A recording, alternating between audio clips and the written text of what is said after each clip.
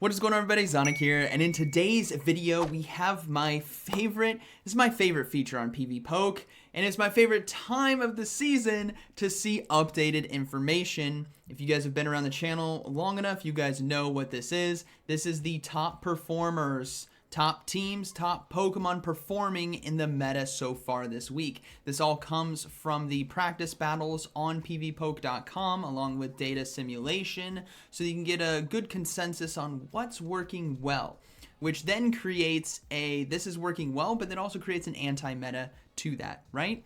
So what we have here is if you guys go to the training section at the top, you click on top performers, you're going to come to this page. It's going to be the training analysis. You can change this by leagues, Ultra League, Master League. You can see the same stuff.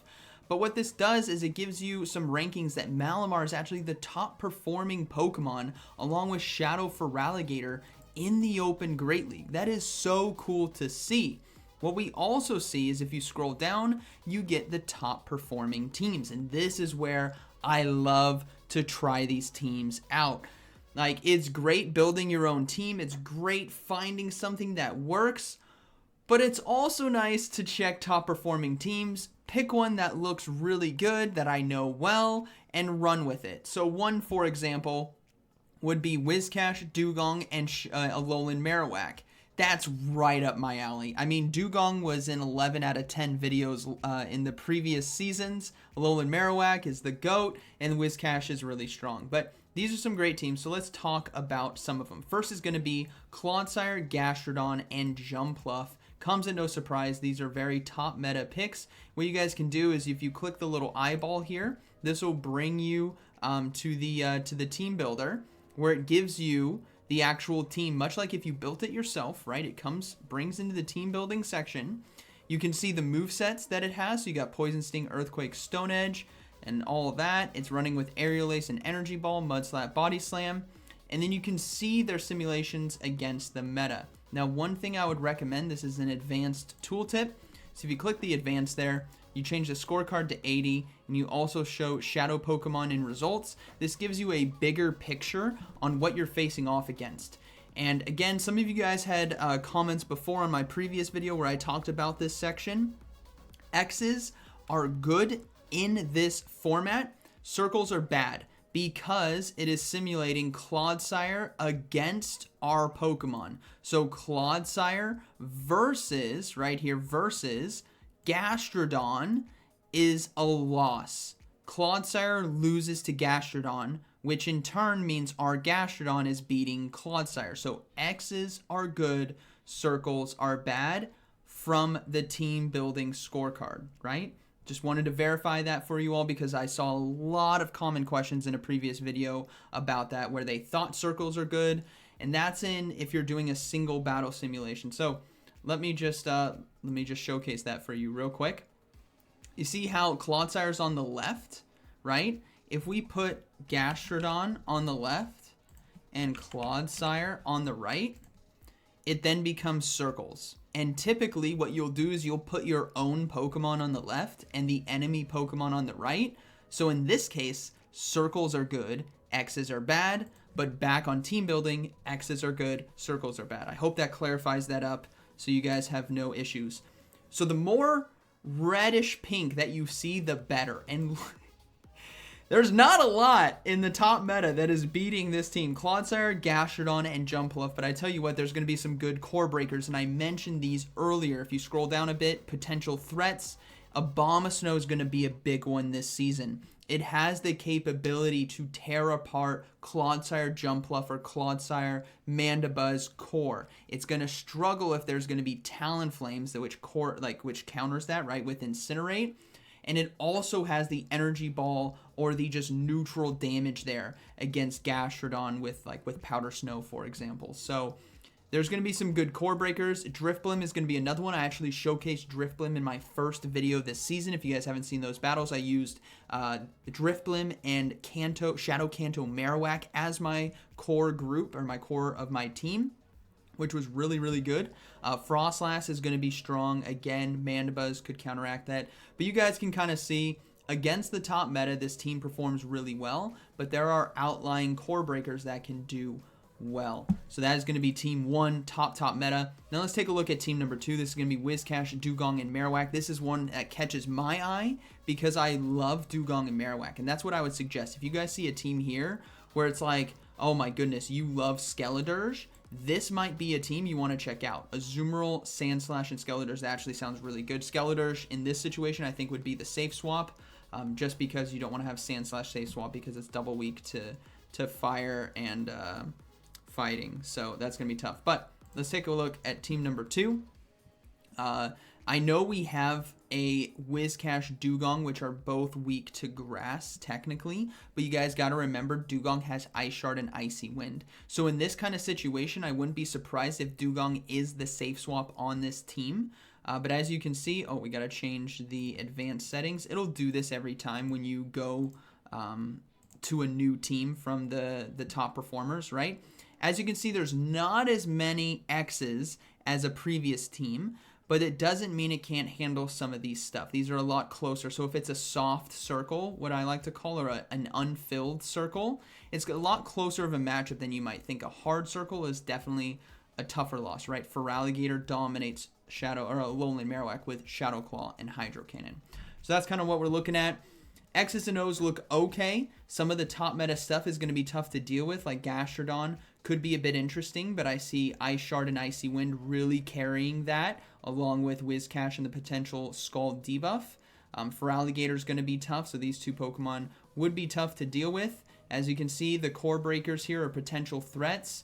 Malamar, Gastrodon, Feraligatr. So that already is alerting to me that this team is going to struggle against some common stuff, right? Malamar being the top performing Pokemon this week, and then Feraligatr and Gastrodon being on a lot of teams. This might be a team we don't necessarily run. Now, how could we circumvent this, right? Maybe we look to drop Whiscash, we keep Dugong and Marowak, and maybe we pick something else up on the lead, something like Jumpluff. That could work out pretty well. Jumpluff, and you can just add it here.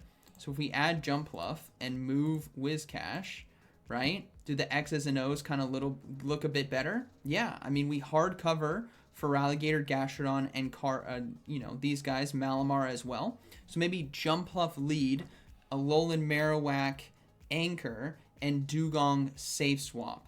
That could potentially work out. What we have to watch out for here is obviously Clodsire leads, but even Clodsire, right? You guys got to think about it. The Aerial Ace and Energy Ball are neutral. Ice Shard and Icy Wind is super effective, and Alolan Marowak with the updated Bone Club is going to perform pretty well in those situations, especially if you have a 2-to-1 shield advantage, which is how you would kind of overcome that, as Clodsire can technically on paper beat all 3 of these Pokemon, but it cannot overcome the whole team by itself. That's the whole key right there.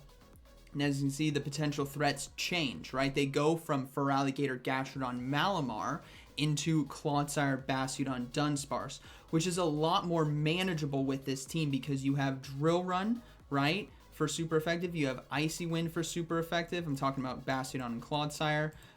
You have all neutral damage against Dunsparce. You have potential super effective against Aurorus, right, with Drill Run, Bone Club, and the Energy Ball there. So there is more play against our hard counters with this team than the previous one, which had the Feraligatr and the Gastrodon and Malamar. So that's just my first thoughts, right? Looking at that, obviously this is a top performing team for a reason, so I would give it a good try and see what it's made of, but if I would make that adjustment if I was struggling, right, against those top Pokemon. All right, team 3. Let's see what Malamar can do, right? Malamar is a Pokemon that I still need to try. And as we can see, it's adding in a Superior here, which is very interesting because Malamar and Superior, we got to change, every single time. I wonder if am I missing something? Can I just set this forever? I want this set forever. If that is the case and I'm just not seeing it here, advanced options, quick fill, search string, no. I would love a setting that just says like always 80, always shadow, because I always have to redo this. But that's just my 2 thoughts there. So looking at the meta, a lot of X's here. Malamar doing pretty well against Clodsire and Feraligatr. Definitely has to watch out for Clefable, but this team doesn't automatically lose to Clefable. Even though Clefable, I think, is going to be having Swift this time around, Azumarill is very tanky. Serperior does all neutral damage with that Frenzy Plant, and it's actually pretty bulky itself. But looking at core breakers, we have Toxapex is going to be a big one. But thankfully, Malamar can still do neutral damage there with Foul Play, and you have neutral damage with Serperior with the Frenzy Plant. So there is play to be had, but a Toxapex would definitely be dicey, especially if it's a safe swap, right? If you lead Malamar and you win lead, and they safe swap in Toxapex, you're going to have to consider, well, what was that lead, and can something in the back on my team, so the Azumarill, their Serperior, handle that if you have to go 2 shields in on Toxapex in order to win, right? Because that's going to be your best bet. You don't necessarily want to come in with Serperior because then you have to worry about Poison Jabs and Sludge Wave, right? Or the bait with Brine and then hit with a Sludge Wave. You also got to look out for Shadow Jumpluff, but again, Ice Beam, Foul Play, neutral damage, still Aerial Ace on Serperior. So this is still, you can still do some chip damage to that. Clefable, Jumpluff, Togetic, which I think this is going to be a subtle sleeper this season if Bastiodon doesn't show its face all the time. But overall, this team looks pretty good. The potential threats aren't too common from what I've seen. I think I've seen maybe 3 Toxapex. I've seen quite a few Jumpluffs, but I think that's going to be manageable. And then I've only seen a few Clefables, but even that, the matchup is still manageable with Azumarill and Serperior. So definitely an interesting looking team for number 3. Number 4 is going to be a similar thing. Grass, Malamar, Clodsire, and Jumpluff. This definitely looks more meta in my eyes. And we'll just do this. Please tell me if I'm missing a setting, because I've been doing this for years, and I'm sure there might be. If not, maybe tag Matt on X, because that'd be a great feature to add. Wow, yeah. You know, I said, like, this team looks a little bit more meta, or this team, I should say, let me go back to here. The Malamar, Clodsire, Jumpluff team, in my eyes, on paper, just right out the gate, looks more meta, even though it's lower down by rating, it's slightly. But if we look at the X's and O's, the Jumpluff just has so much more coverage here because of what it's able to do with its bulk, and it's that added flying typing as well instead of pure grass, which is really nice. And the only core breakers you're looking out for is a Shadow Dusknoir, which obviously Malamar with Foul Play can do really well. Gligar, Shadow Gligar, which dropped out of the meta, but doesn't mean it's not still lurking around as people have built it. So I imagine in situations where Clodsire is very meta, Gligar might be the anti-meta option because of that. We'll have to see how the meta shakes out. But only a few, right? Typhlosion, Blastoise, and Metang, you're not going to see these, but you might see Gligars again. Dusknoir, I don't know if you'd see. I think that's going to be something spicy, but this team definitely on paper has a lot more flexibility than the other teams that we have seen outside of the Ultra. Actually, no, even this one had a lot more core breakers. So this team looking pretty interesting if you guys are a Malamar lover, which is why it's a top performing Pokemon. Maybe that's something to try. Next, we have Azumarill, Jumpluff, and Shadow Alolan Sandslash. This is always going to be kind of tough because teams like this, I guess Jumpluff is the safe swap in this kind of situation because you really want to draw out Talonflames, especially with an Azumarill lead. So that's why you would safe swap that, because typically when you're considering what Pokemon to safe swap, it's a Pokemon that can actually put pressure on shields against its hardest counters, whereas a Sandslash, if it swaps in and a Talonflame comes in, it's not really going to get a shield from Talonflame. Talonflame can easily survive an Ice Punch and just fast move down and have loaded energy, right? 2 Brave Birds, or, a Brave Bird or multiple flies, right? Ready to go for Azumarill, which is bad news bears. At least Jumpluff has Aerial Ace or Acrobatics to start putting some pressure down, and Talonflame can't necessarily fully fast move down. So I would put Jumpluff as safe swap on this team. Overall, looks pretty good. Lots of X's. That's what we like to see. And core breakers, Clodsire, right? But again, Clodsire is weak to Bubble, weak to Ice Beam, weak to Hydro Pump. What's the moveset running here on Azumarill? Ice Beam and Play Rough. Okay, so you have obviously you're going to have one of the 3 unless you have a single move. So you'll have Ice Beam, right? You have Sandslash there, with the Drill Run and Ice Punch. So that is still going to be some great coverage. Even though you're weak to the Earthquake that you have to watch out for, it's, again, all coming down to shielding scenarios. And with the Sandslash being the anchor on this team, odds are you're going to be, if you lose lead, you're likely going to be in a 2-to-1 shield scenario with Sandslash trying to sweep a game if Talonflame's out, or you're going to have hard switch advantage, which can bode well there. Dunsparce, Registeel, Walrein, Miltank, Pachirisu.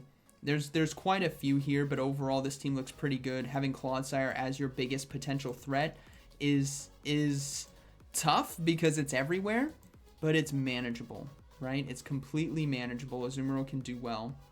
Jumpluff, I think Jumpluff has probably the worst matchup there because it's not doing super effective damage.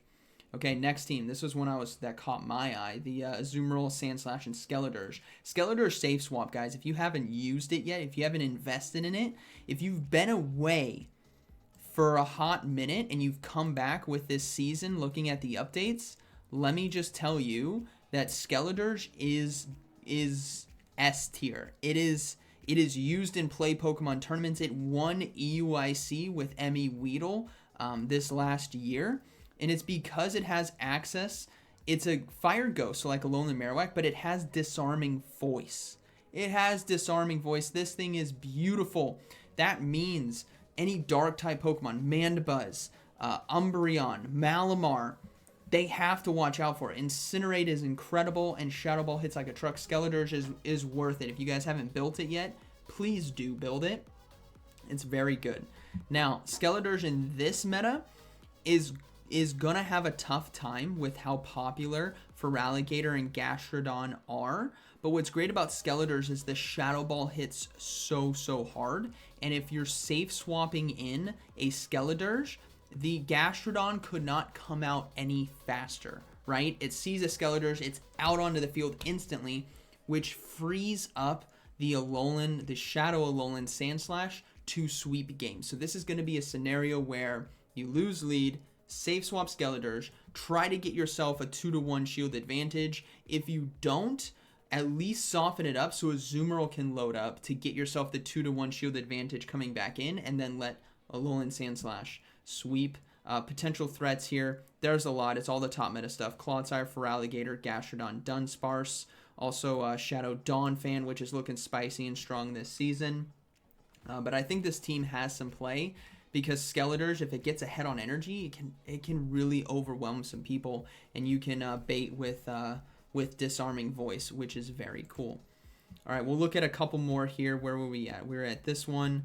So we'll look at this one with Dunsparce, which I still want to try this season. We have Azumarill. This is going to be, again, refer to the moveset on this page to make sure, because the previous team, I think this one, has Ice Beam and Play Rough on Azumarill, where this team has Hydro Pump and Play Rough. So that's very important, and that's likely due, if we look at team building, it's likely due to the Dunsparce and Abomasnow combination, where you have the Flyer and Grass coverage, whereas the Alolan Sandslash does great against both Grass and the Flying, but Skeledirge not as much, right? It's not doing super effective unless it's Mandibuzz or something. So yeah, take note on the moveset whenever you're looking at these teams. Don't just assume. Just double check with what's there. Lots of X's here, lots of soft X's, which means it's going to be closer matchups but very manageable. And this team actually really handles the Clodsire well with Azumarill and Abomasnow. And even Dunsparce, right? Dunsparce has Drill Run. Like, just because this says a loss here, if we take a look at the battle, it's still extremely close. And Drill Run is doing 34%. So you're actually doing quite a bit of damage. And they're just going Stone Edge and then Earthquake and then Stone Edge, right? Okay. But yeah, let's see potential threats. Shadow Glade. All right. If you guys can let me know in the comments, but I'm basing this off of the fact that I've seen a lot of people in the YouTube comments returning. You might have missed the update to Shadow Glade. It got access to Psycho Cut, and it's a nightmare. It pumps out Leaf Blades in close combats faster than you can blink. Like, this thing is nasty, absolutely nasty. and it can really do well against this team because of close combat. So this is something like looking at Azumarill, Dunsparce, and Abomasnow. This is something where if there's a Gallade with the 2-to-1 shield advantage, you're cooked. You're done. Like, this thing will sweep your team. So that is a bit scary because the only super effective play that you have is Play Rough. But even then, Gallade is glassy. So a Drill Run, a Weather Ball is still going to do quite a bit of damage. Even Ice Beam, even fast moves. But yeah, if you're seeing this team being common, give Shadow Gallade Anchor a try. That could bode really well for you. But overall, this team, Gallade hasn't been common, so this team could perform really well in this meta. And let's see, what's the final one here? We'll look at the, oh, this is interesting, a double normal team. So it's going to be Jumpluff, Diggersby, and Licky Licky. Licky Licky running Body Slam and Shadow Ball. And then Hyper Beam, Scorching Sands there on Diggersby with Quick Attack. Again, Mudshot was nerfed. So that is going to be the optimal fast move on the Diggersby, the Quick Attack. It's pretty good if you guys actually didn't know. It's only good on Diggersby, really. But yeah, looking pretty strong. Licky Licky having a lot of soft losses, but utilized as a safe swap on this team. Can still put shield pressure back, which is pretty nice as you do have Body Slam Spam and Shadow Ball. And you can also, if you want to, you can roll with a different moveset. So you could have Hyper Beam, you could have Shadow Ball, Solar Beam, or Earthquake. There's a lot of cool charge moves that you can utilize on a Licky Licky as opposed to Lickitung, its pre-evolution, which was meta for years.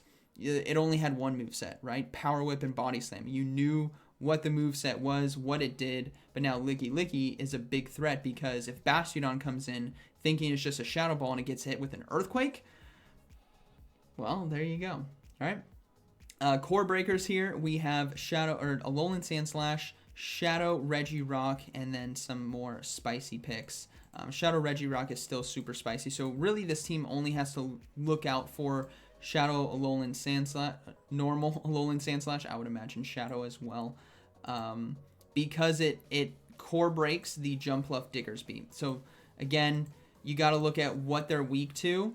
Jumpluff and Diggersby are very weak to ice, so a Dugong would do really well against this team, especially on the lead. They would struggle against a Dugong or a Walrein, maybe an Aurorus, but Aurorus has different weaknesses because of that rock typing, so you actually get hit with the Energy Ball and the Scorching Sands. So overall looks pretty good, but core broken by ice because you're utilizing Licky Licky as a safe swap. But even then, Licky Licky technically has Rollout as a fast move. That's not going to do too much against Ice-type Pokemon, especially Dugong, because they'll just be able to Icy Wind you down. But those are the new top-performing teams. We took a look at a few of them. You guys can definitely dive into this for yourselves, figure out what teams and Pokemon work for you. Out the gate, I think I need to try Malamar. Obviously, it's top-performing for a reason. And then where was the team? Yeah, the Malamar Clodsire Jumpluff team looked pretty good. And then the Alolan Marowak Dugong with Jumpluff lead also looks pretty good. So we might have to try those out. Let me know what team was your favorite from today. And I hope you guys enjoyed today's video. So, like always, thanks for watching, and I'll see you in the next one.